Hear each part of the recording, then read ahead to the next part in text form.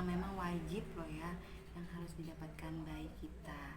Mungkin masih banyak sih yang belum tahu gitu jenis-jenis imunisasi apa sih yang bakalan harus didapatkan oleh bayi gitu. Jangan kemana-mana, simak terus video aku. Apa pengertian imunisasi? Kita ke pengertiannya dulu ya.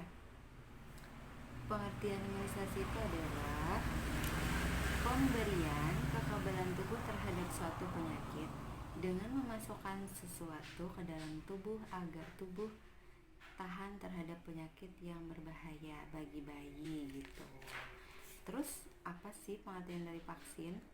Nah, vaksin itu adalah bahan yang digunakan dalam menstimulasi atau merangsang pembentukan antibodi yang dimasukkan ke tubuh manusia melalui mulut atau lewat suntikan gitu ya. Nah, itu loh pengertian dari imunisasi dan vaksin. Kemudian apa sih jenis-jenis vaksin itu yang memang harus didapatkan bayi gitu. Yang pertama adalah HB0. HB0 itu adalah maksudnya HB0 itu mencegah penyakit hepatitis B atau penyakit kuning, maksudnya penyakit kuning. Nah, penyakit kuning itu adalah penyakit yang disebabkan oleh virus hepatitis B yang merusak hati. Kemudian yang kedua adalah imunisasi BCG. Nah, mencegah penyakit tuberkulosis atau TB, disebut juga batuk darah, plek paru. Nah, kemudian gejala awal itu lemah badan, penurunan berat badan, demam, keluar keringat pada malam hari. Keluar keringat pada malam hari itu maksudnya bukan karena suhunya panas, nggak tahu di hari dingin juga dia berkeringat gitu. Terus batuk kurang lebih 2 minggu, terus berdahak sampai berdarah. Terus di vaksin yang ketiga adalah DPT. DPT itu terdiri dari D, difteri, penyakit yang disebabkan oleh bakteri Corynebacterium diphtheria gitu ya. Gejala awal penyakit radang pada tenggorokan, kemudian hilang nafsu makan, demam ringan dalam 2-3 hari, timbul selaput putih kebiru-biruan pada tenggorokan. Kemudian untuk pertusis, D difteri, kemudian P-nya pertusis. Pertusis itu adalah batuk rejan atau batuk 100 hari. Nah, gejala penyakitnya pilek, mata merah, kemudian bersin, demam, dan batuk ringan yang lama-kelamaan batuk menjadi parah. Kemudian kenapa ini ada buku kesehatan ibu dan anak.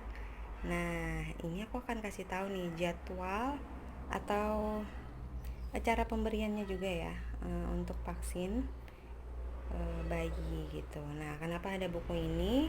Karena tuh ya, kalau untuk calon ibu yang akan punya bayi itu kan pasti ibu hamil bakal mendapatkan ini. Nanti dia berlaku sampai anak itu umur 5 tahun, sebelum 5 tahun gitu ya. Nah, ini aku akan buka halaman 44. Nah, ini khusus catatan imunisasi anak.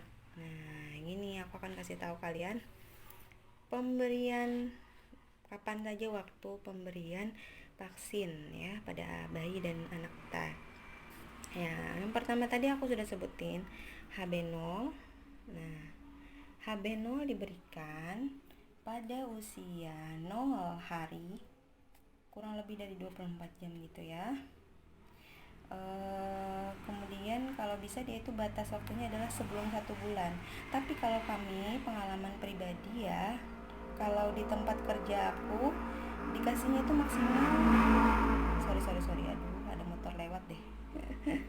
Pemberian HB0 ini dari usia 0 sampai 7 hari aja tuh bunda. Jadi kalau bisa tuh jangan lebih daripada itu ya, gak bakal kami berikan lagi gitu. Itu bidannya akan ngasih gitu ya. Nah, kemudian untuk imunisasi yang kedua itu adalah BCG. Tadi udah aku sebutin ya, BCG itu untuk mencegah penyakit apa? Penyakit TBC ya. Nah, BCG itu diberikan pada usia, nah dari sini juga boleh. Nah, di daerah yang putih ini maksudnya jadwal tepat pemberian imunisasi dasar lengkap. Jadi pas banget gitu. Nah, kalau yang bagian coklat ini adalah yang tidak diperbolehkan lagi loh. Nah, makanya rugi banget kalau nggak dapat. Tapi biasanya untuk sekarang ini gampang. Kalau misalnya melahirkan di tempat bidan atau di puskesmas atau di rumah sakit pun mereka sudah kasih gitu. Tenang aja bunda. Dan ada catatan gitu ya. Nah, kalau BCG ini sama polio itu diberikan pada usia 1 kurang 1 bulan sampai batas sebelum 2 bulan. Ini batas benar-benar pemberiannya gitu.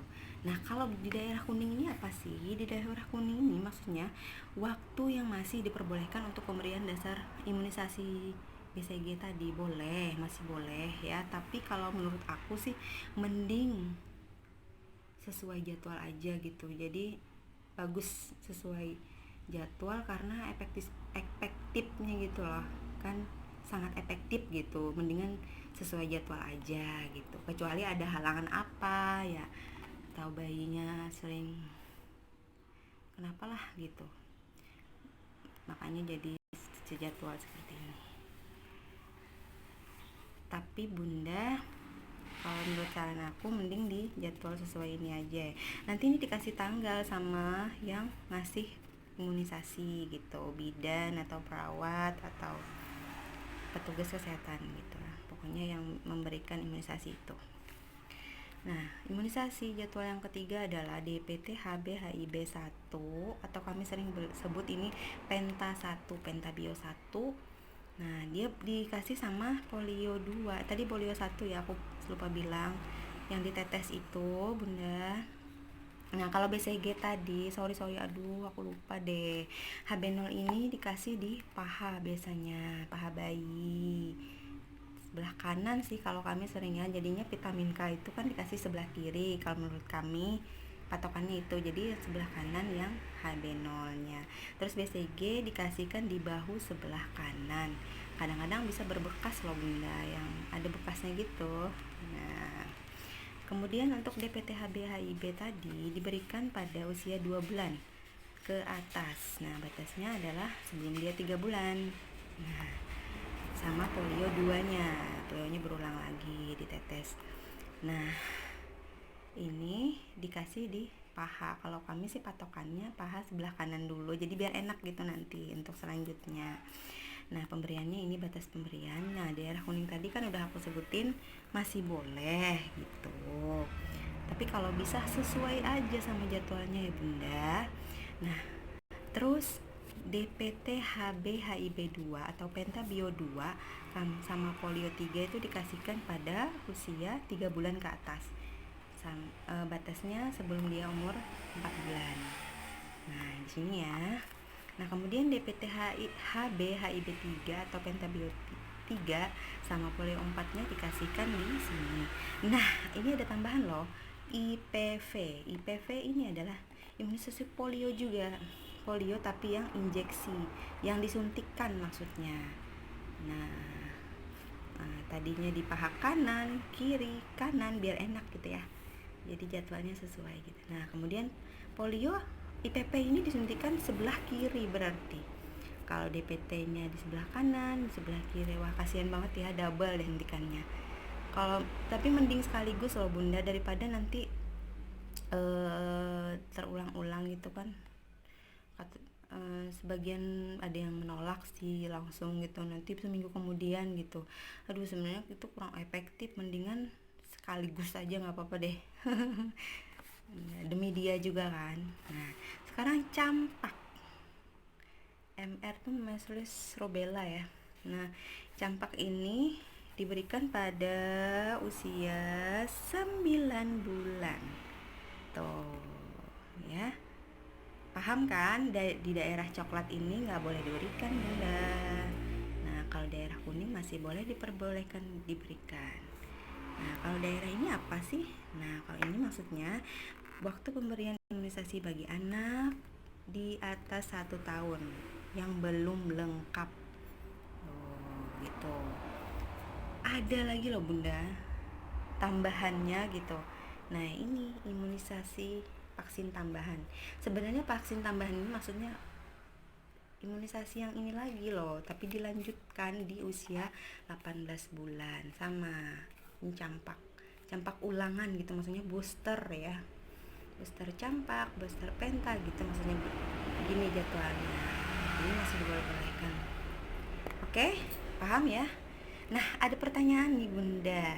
Sering sekali dan cara pemberiannya. Kemudian ada pertanyaan nih, sering banget yang bikin galau para bunda dan ayah untuk membawa anaknya gitulah atau bayinya imunisasi itu karena ada vaksin yang menyebabkan demam gitu ya.